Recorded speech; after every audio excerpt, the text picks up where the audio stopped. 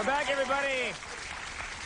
My first guest this evening is a comedian and an actor. He's also starred in the films Demolition Man, The Ref, and Two If by Sea. Please welcome for the first time on our show, Denis Leary. Smoke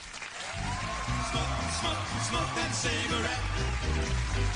Smoke, and if you smoke yourself to death, tell St. Peter at the Golden Gate, you just hate to make him wait. You just got to have another cigarette. Hey, thanks a lot. You know, we've talked a few times on the phone, yeah, but never had you on the show up until now. Thanks for doing it. Thanks. Well, after you paid me back all that money you owed me, I figured, you know. That's the least I could do. You guys really have to literally have a sign up backstage before you come out the curtain that says, guests, sit back in chair? Yes. Is it that bad? Yeah. Are the guys come out and sit like this? Like...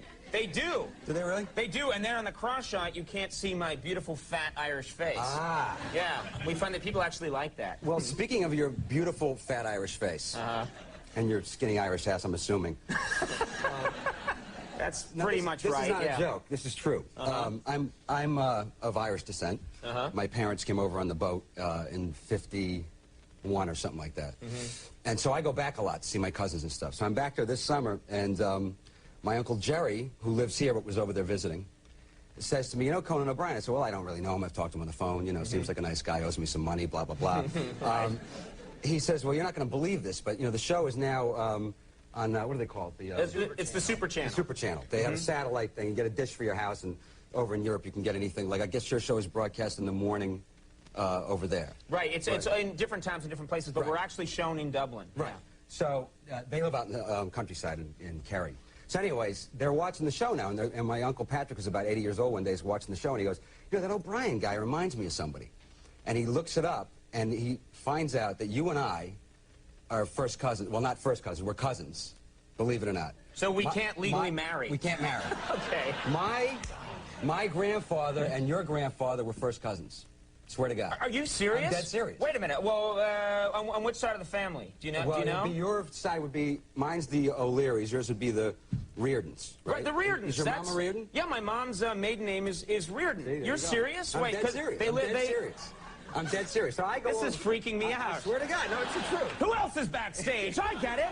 It's one of those "this is your life" things. No, I'm telling you, it's a guy. So when I was sitting there going, "You get out of here," and he goes, "No." So and it ended up that it's so true and serious to them that in watching the show, you apparently made some comment about how Irish food stinks, or sucks was the word that you used, right? Is that true?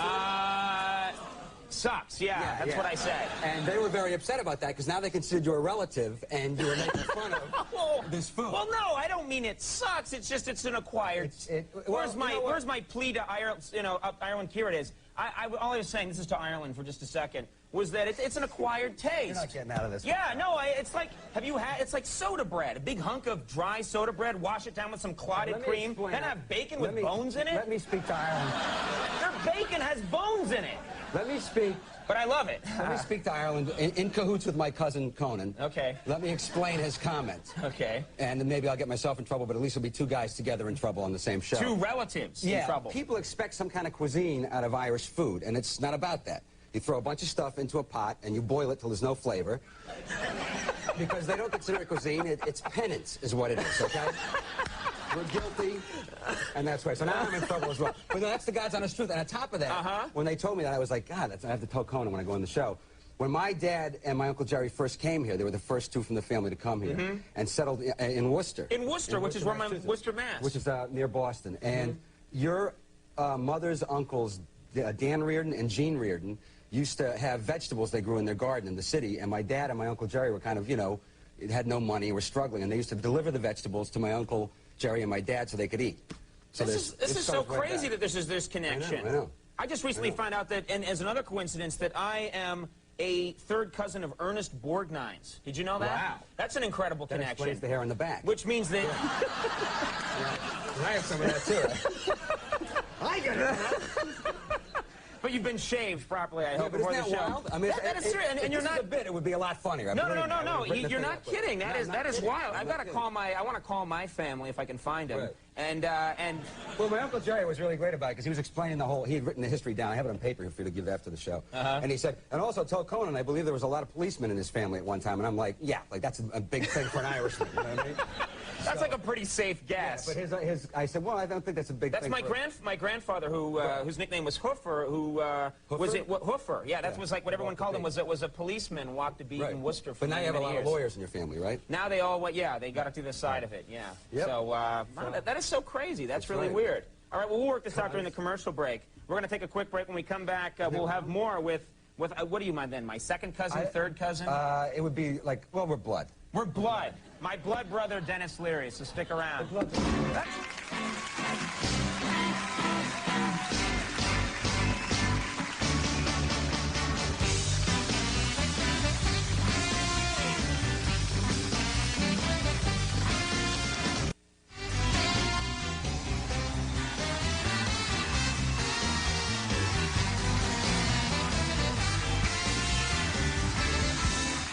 We're back, everybody. Denis Leary is here, and you're actually I think the first guest, except for an occasional cigar, that's lit up. Actually, Really? You don't see that a lot. I see you're still smoking, an avid smoker. I'm the first guy to smoke on your show. Really? Well, I think actually to be out here, isn't that true? Maybe the first Andy? guy. I think Norm Macdonald smoked out here once. He didn't smoke on air, did he? Yeah, like his first time here. Did he really? Okay, maybe. He doesn't usually Isn't smoke on that air. fascinating? Yeah. A little peek inside. Andy, I have to say, you have the greatest job in show business. Do you know that? Thank you, I know. You sit. What do you think about when we're talking? Like I'm talking to Conan. What do you think about? Nothing. He could sincerely care less. You could care less. You're not Irish either, right? No. He hates the Irish. hates the Can't Irish. stand them. Yeah. You ever fall asleep during the show? No. Okay. But I have gotten caught sometimes sitting here in my own little world and someone turning and going, "Isn't that right?" Yeah. That's happened. And they just said something horrible. Yeah. But you're still committed to smoking. The rest of your I life. smoke cigarettes, and I've taken up. Well, I gave it up. I took it up and gave it up. I took up cigars. Which is the big fad. I Yeah, guess, right. And then it became the fad, and I was like, guys like Jason Priestley were smoking cigars. I'm like, nah, I think I'll give it up, you know. But what I noticed about cigar smoking is that, like, even when you're in a place like where people, like, if you're in a bar and a lot of people smoking cigarettes, you pull out a cigar and you're the first guy to pull out the cigar, people go nuts. As soon as the cigar comes out, what are you trying to kill somebody here? You know, the smell of it's going to kill us. So I stopped smoking that because of the fad thing, and I went back to an extra couple of packs of smokes a day. Yeah, and you enjoy it. All right, a couple of packs. How many packs? Well, you up to I'm now? down from what I used to be. I'm down about 5 a day, 5 packs. 5 packs? Yeah. Okay, and you get the jumbo cartons too, right? I just get cartons, put them in the my jacket, God. carry them around. All right. Yeah.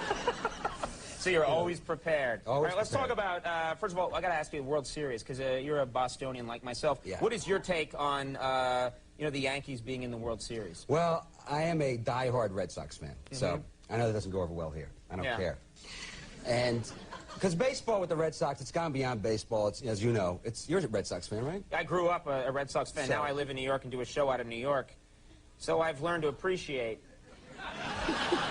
the great teams that we have here in the fine metropolitan area of New York City. And I'd also like to say to all our affiliated stations that baseball everywhere is a great game. Continue. Well, here's what I feel about the Yankees. I hate the Yankees. I hate them. Yeah, you can boo. I don't care. You know, when you're done, we're taking you out through the tunnel. I know you are. I know you are. I hate the Yankees, and I'll tell you why. And it's not really about the Yankees, okay? So let me be fair about this. It's about when the Red Sox gave Babe Ruth to the Yankees and therefore destroyed not only the Red Sox team, but gave the Yankees this tremendous, what is it, 27 championships you guys have? Mm-hmm. Yeah.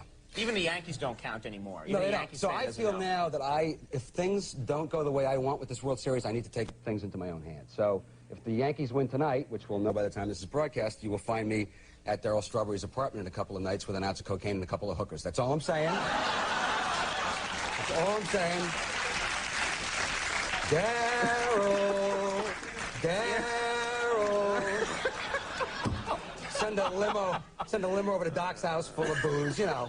I just feel the need. I know, I'm a baseball fan, and I feel if you're a real baseball fan, take the series into your own hands. Why not? Sure, that's the Why thing sit to back do. and read those box scores when you can be part of those box scores? All right, well, let's move on to actually a more uplifting theme. All right, this is Okay. going to get you killed. Comics Come Home, which is a... Comics Come Home, yes. Comics Come Home is an event we did last year. Cam Neely, who played for the Bruins, as if we can keep this Boston thing going, who's a friend of mine, just retired, actually, great player. And he got involved and created a cause called the Neely Foundation, which helps kids with cancer up in Boston.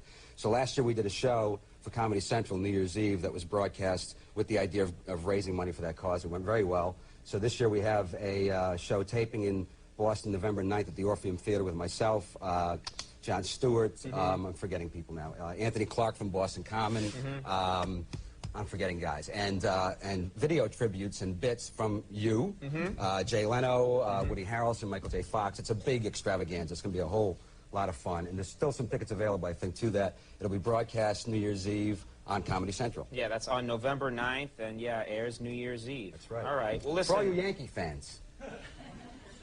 Good, you had to go back to that. You were out of the clear, we had moved on, and you had to go back to it. I'm glad you guys are in the series, but, you know, I hope you don't win, okay? I think we all feel better now. Free country. All right, you helped it. You dug yourself Well, out. it's better than saying I hope you die in a plane crash. You know what I mean? Isn't it? I guess. Agrees. Okay. I'm glad you're not in the Hallmark card business, actually. I'd like to get one of those. All right, well, Denis Leary, thanks so much for coming by. Man. Thanks for having me. And thanks for actually pointing out this incredible connection we have. Thing. Yeah, all right, Denis Leary. Abel Ferrara coming up. Crash Test Dummy is going to perform. We'll be right back. Stick around.